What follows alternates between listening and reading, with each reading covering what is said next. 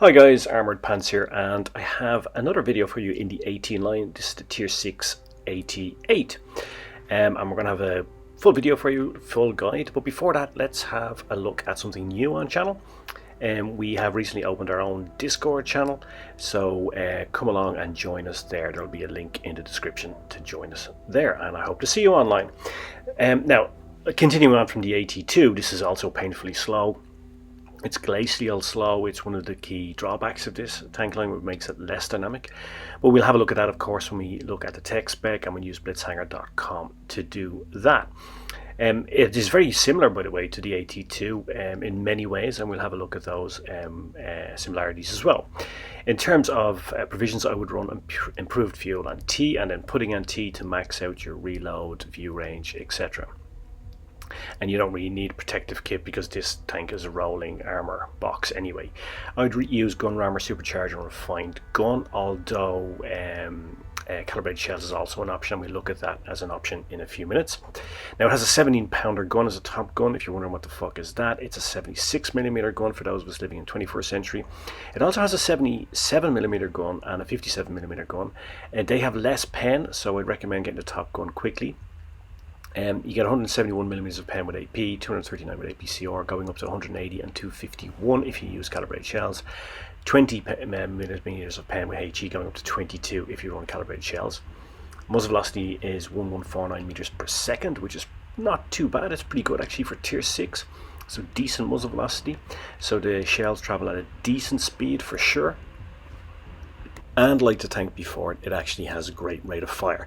It's 4.7 second reload, going up to 5.1 if you use calibrated shells. You're doing 160, 200 plus damage per round. So basically in 9 to 12 seconds you can take out a tier 5 tank, which is incredible, right? Gun depression is very limited. It's only 5 degrees, which is a decrease from the 82, and only 7.5 in elevation, so pretty poor gun alignment, especially compared to the previous tier 5. It does 20 kilometers per hour top speed, so it's even slower than the 82. You probably thought that wasn't fucking possible, but it is. And like the 82, its power to weight ratio sucks. Its traverse also sucks. They're bloody awful. They both suck and blow. So you're not going to be getting around the map in any sort of a hurry, and you're going to see that when we look at the gameplay. And of course that means there's limited map engagement. What does limited map engagement really mean? Well, it means that you can't really get around the map in its entirety, so you can only play in a pocket of the map, and therefore sometimes the game can pass you by. Very often people playing the 82 line can play a whole game without firing a shot, right?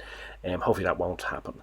But of course this tank is all about armor, right? It's all about the armor, and if you look at the armor, it is troll, right? You can side scrape in this front on. It's going to get you bounces.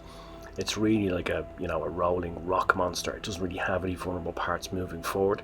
Obviously at the back, etc., it is a little bit more vulnerable, but it still has armor at the back. You're going to get some bounces. The gun mantle is going to bounce. One thing about the gun mantle is, though, there's limited aiming arc. It's only 15 degrees, so it's plus minus 7.5 degrees if you have a look at it here. So that's also a limiting factor on this. And its slow maneuverability means getting shots on target can be a bit difficult, but its armor is just amazing. If you look here, even when it's up tiered, it's still going to bounce shots. The cupola is not as vulnerable as it is on the 82 either. Also, it's a small target, so this tank really is going to get you bounces. It's going to get you steel wall medals. It's going to get you Spartan medals, etc. In terms of tactics, I mean, this is a good frontline tank, especially when it is top tier. But even when you're up tiered, this tank could hold its own. And in the gameplay we're going to look at in a second, you're going to see me. I'm up tiered and I'm getting bounces from bigger guns, and from higher tier tanks like the Tiger P. You'll see a few bounces from that. Of course, like the tank before, it's very vulnerable once something gets in behind it. And like the 82 before, one of the key skills you need for this tank is being able to track the enemy. Because especially fast moving tank, and for example you're going to come up against Draculas in this, because when you're up tiered you really need to be able to track them, hold them in position, and you need to be able to perma-track tanks, because if they get in behind you, you're dead. If you can keep tanks, fast moving tanks, or any tanks for that matter, in front of you, then you have a very, very good chance of doing very well in this tank, because its armor and its gun system will deliver time and time again. So let's have a look at the gameplay. We are on Canyon, and of course you're going to see here at the start of this game something which I spoke about when we did the 82 review. You need to carefully think about your opening gambit, your opening move when you're playing the AT range, because you're so slow moving. If you make the wrong decision at the start of the game, it's very likely the game can pass you by and you may not even fire a shot, because even other heavy tanks, other TDs, you can't keep up with them. You're just going to lag behind and the game can be over, either a win or a defeat, before you even get there. So it's very important that you choose carefully. So what I'm doing here is I'm waiting to see what unfolds, and then I'm going to move off, and I decide, okay, what I'm going to do is I'm going to actually go towards C, because I believe this is where the enemy is going to head to. I can't see them all, but I do know by the way the disposition is looking that they're probably going to push towards C. I also know I have an ally there who will spot them up for me should they go there, and of course now it seems at least 2 of them are going there, and as it turns out it seems that taking those extra few seconds at the start of the game worked out, because we get multiple targets pushing up onto C. Now you'll see here that for things like an IS you need to probably use APCR. Especially if fire from distance like that, you see I switch up to APCR and I pen. I'm not sure even if he was running calibrated shells there that it would have gone through with the normal AP, but I don't mind firing APCR, especially now you pay for it with credits, and that's what it's there for. And I prefer to get guaranteed pen than to risk losing something. Now you'll see there's an LTTB in this tank, and this is a very dangerous tank for me. Because as I said, if he gets in behind you, you're in serious trouble. You can see there, massive bounce. And I'm actually just going to we're just going to take a freeze frame here for a second, because again this is something that happens in this game, and we spoke about it when we looked at the AT2, right? Very often you'll see, if you look at my net damage scores, my block damage is higher than my actual damage dealt, and that's something which is a feature of playing the AT tank range. You'll often block more damage than you actually do, and certainly at different points in the game you will have blocked more damage than you've dealt, and that is something which is a big feature of playing the AT tank range.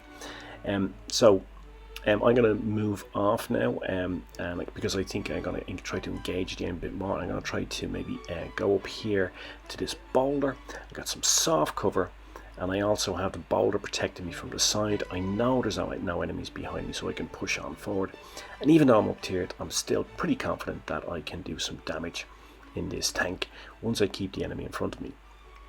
I see here that they're moving down to engage my allies on the left. We are now 3 tanks down, so it's a bad situation, but the rolling wall of death is coming towards them, and it takes no prisoners. You can see here there's 2 things I want to point out about this sequence of play. One is from my side and one is from his side. So if we look at this again, right, from his side, right, he is all at 6s and 7s here, and he has his major advantage over me is his speed and maneuverability. But he gets himself in a huge pickle here, right? He reverses into a solid object, allows me to get another shot on him.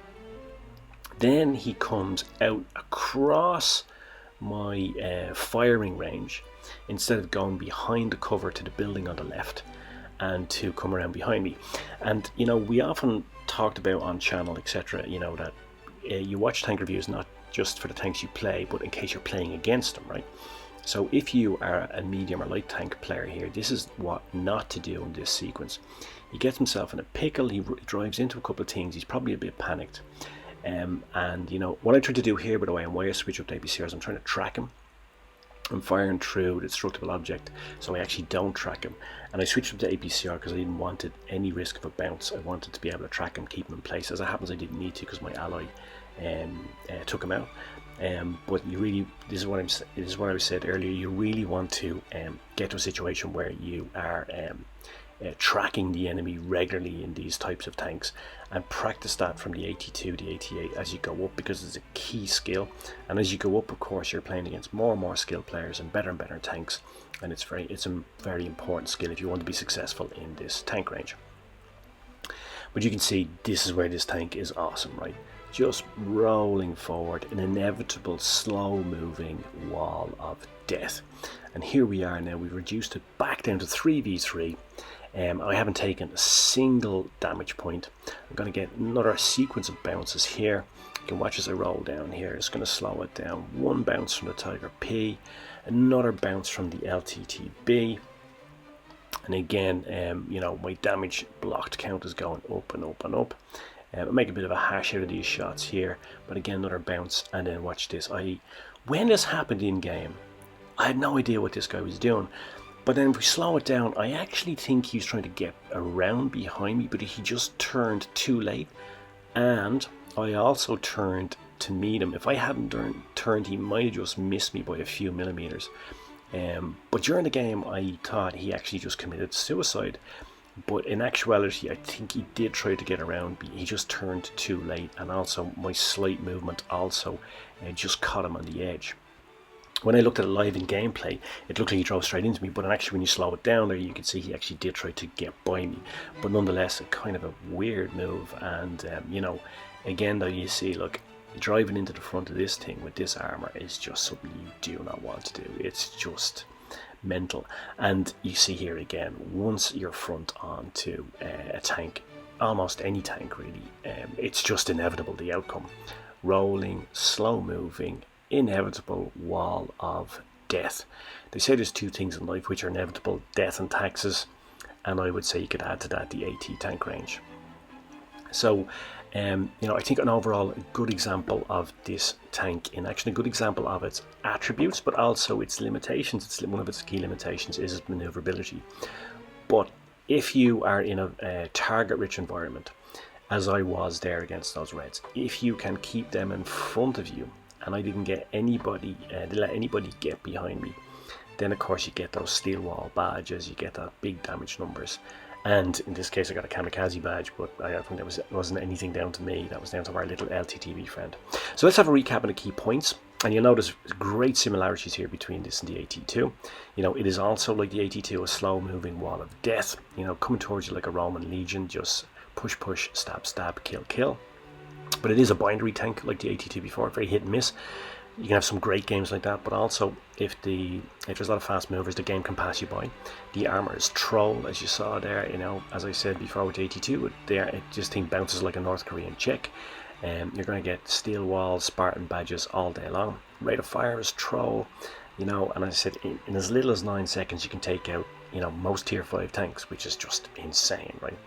Good gun system, it's decent, it's accurate, good pen, not so great over long distance as you saw there, but once you get in close, it's like a knife fight. This thing is lethal. Its mobility is non-existent. If you can believe, it's even worse than the AT2, so therefore you have limited map engagement, and therefore choose your opening carefully. Your setup analysis is key, knowing where the enemy's going to go, and maybe just take a few extra seconds, as I did in that game, just to see how things unfold. Those few extra seconds can be worth spending, because if I went the wrong way in that, if I went towards A in that game might have passed me by and might have lost it, instead of having a really good game and getting a mastery badge. You need to track your enemies, especially fast movers like that LTTB, unless of course they commit suicide, as this guy did. But that's not always going to happen. You're never going to get that lucky. So you need to track and perma-track your enemies and practice that skill, guys. So thanks for watching. I hope you enjoyed it. I hope you found it useful. And I guess all remains for me to say is pants off.